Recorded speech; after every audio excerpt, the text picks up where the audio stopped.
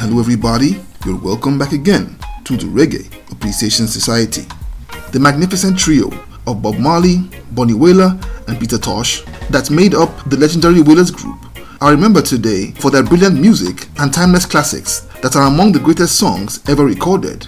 From the hard gritty streets of Kingston, they came together as teenagers and would become worldwide superstars.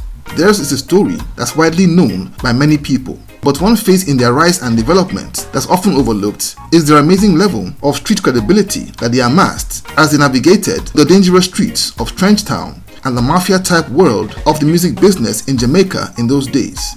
In the timeless words of the great Ducky Simpson of Black Uhuru, the Wailers were bullies. They were obviously incredible artists, but on the flip side, the trio were as tough as nails, feared by their enemies and even respected by the nastiest gangsters in the hood. Cross one of them and at the end of it all, you could have a very bad story to tell.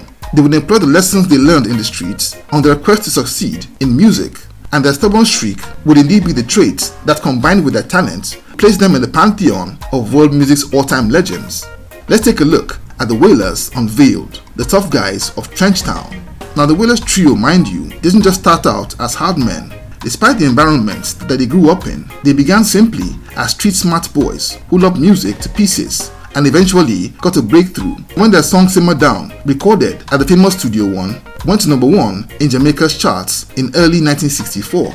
Over the following 24 months, they would score hit after hit under the stable of the great Coxsone Dodd, but as is a common story of Jamaica's music business in those times, they were still broke and getting paid $5 a week despite all their hits.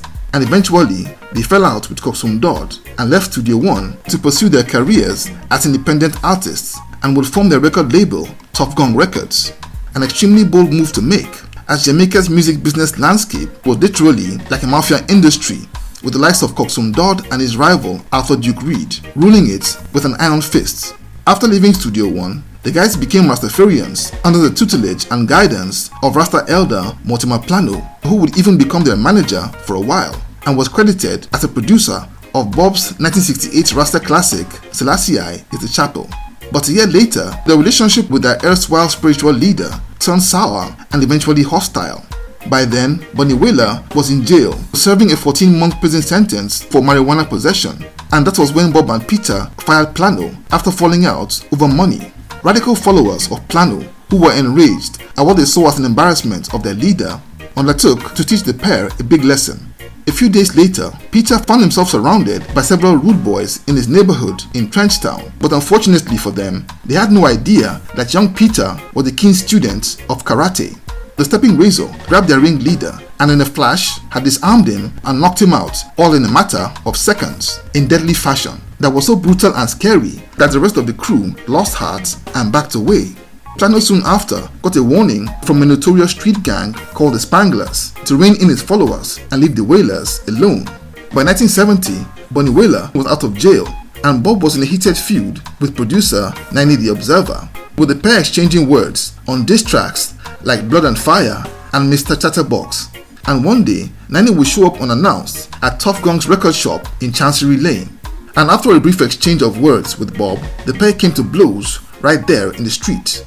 And passers-by tried to break up the fight, but Bunny and Peter warned everybody to allow them fight. And when the dust had settled, Bob came out victorious, and Nini was headed to the hospital to mend his wounds. The Wailers were then finding it really hard to get a breakthrough and approached Ace producer Lee Scratch Perry with a proposal to record their music and share the profits 50-50. A deal they weren't too keen on making, as they had had bad experiences with Perry in the past, but then they were hungry and desperate, and they quickly went to work recording classic songs like 400 Years, Try Me, Soul Rebels, and the song Small Axe, which was a diss track aimed at Coxsone Dodd and the other dons of Jamaican music. The songs they recorded would make up the album Soul Rebels, that's considered by many core Wailers fans as the trio's greatest album. But just as they had feared, Perry would cheat them again. He made a deal for the record to be released abroad and didn't let the Wailers know. They began to suspect that he was up to his old tricks. And to add insult to injury, Perry imported a Jaguar from the UK and drove the luxury car to a meeting with the Wailers at the popular Sombrero Club in Kingston. He told the trio that he would no longer honor the 50-50 deal as earlier agreed, and offered them a tiny percentage as royalties in the future.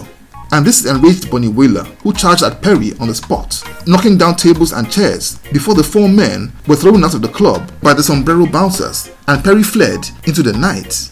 The next day, the Wailers traced Perry to his office to demand an explanation, and when they walked in, they found Perry with a very smug look on his face, and he gestured to a huge man standing in the corner, obviously his bodyguard.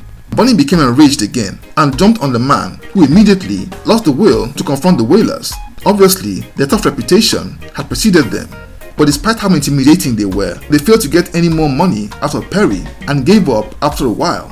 They kept on recording and working hard, looking for a breakthrough, but they noticed that despite all their hard work and efforts, their music wasn't getting any airplay.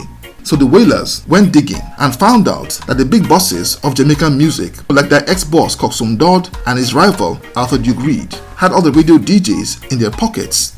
If you were an upcoming artist and you weren't one of theirs, your music would never get played. So the Wailers were forced to take matters into their own hands and paid a visit to all the radio DJs in Kingston one by one, warning all of them to play their music or else.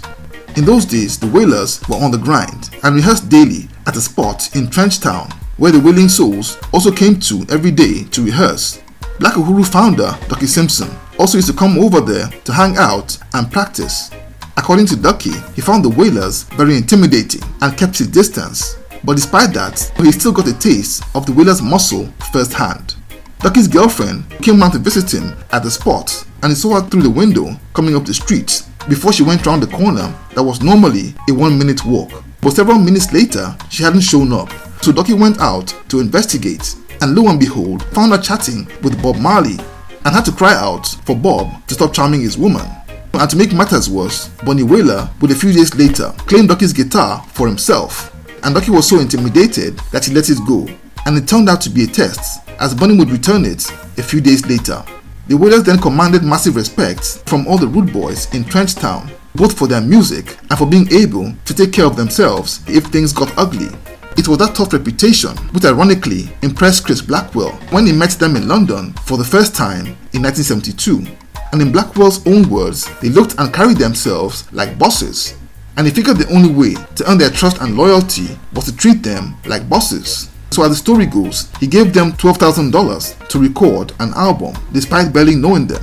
A massive risk at the time, but one that paid off big time, and the rest is history. Today, the amazing Wailers are remembered as musical maestros. But if you lived in the streets of Trenchtown in the early 1970s, you would have sworn that the trio were 50% musicians and 50% rude boys. So there you have it. Thank you for watching this video today. Please leave a like, subscribe, and until next time, Jah bless.